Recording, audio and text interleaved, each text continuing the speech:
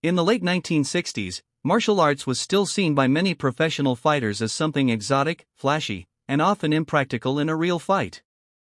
Western boxing dominated the combat sports world, with its refined footwork, lightning jabs, and powerful combinations honed over centuries. But then came Bruce Lee, a man who didn't fit neatly into any fighting category. He wasn't a pure boxer, nor was he a traditional martial artist anymore. Instead, he was an experimental fighter, willing to dissect, adapt, and fuse the most effective parts of different systems into something unique. When professional boxers first experienced Bruce Lee's approach, many were shocked. They weren't just surprised at his speed or his unusual combinations, they were unsettled by his ability to take the essence of boxing, enhance it with his own philosophy, and turn it into a weapon far more unpredictable than anything they had seen inside a boxing ring. Bruce Lee didn't simply borrow from boxing. He studied it relentlessly. He pored over film of great champions like Muhammad Ali, Joe Louis, Sugar Ray Robinson, and Jack Dempsey, not as a fan but as a scientist. He analyzed the mechanics of their punches, the rhythm of their footwork, and the timing of their counters. Then, he applied those lessons in a way that fit his own body mechanics and fighting philosophy. This wasn't boxing for sport, this was boxing for survival.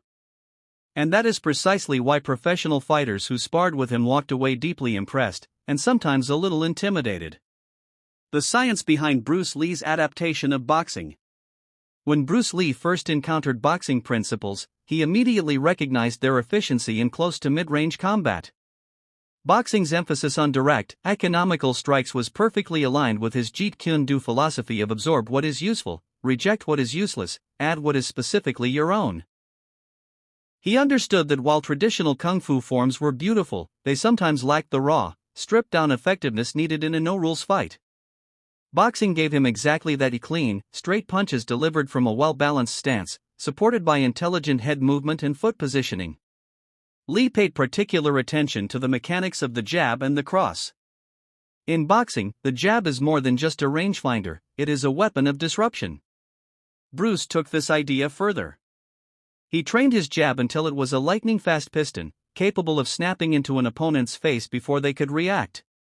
Unlike boxers who often jab from a high guard, Bruce's stance in Jeet Kune Do allowed his lead hand to hover closer to his opponent, shaving milliseconds off his reaction time. In a fight, those milliseconds could decide whether you land the first punch or eat one yourself. He also admired boxing's ability to generate knockout power from short distances.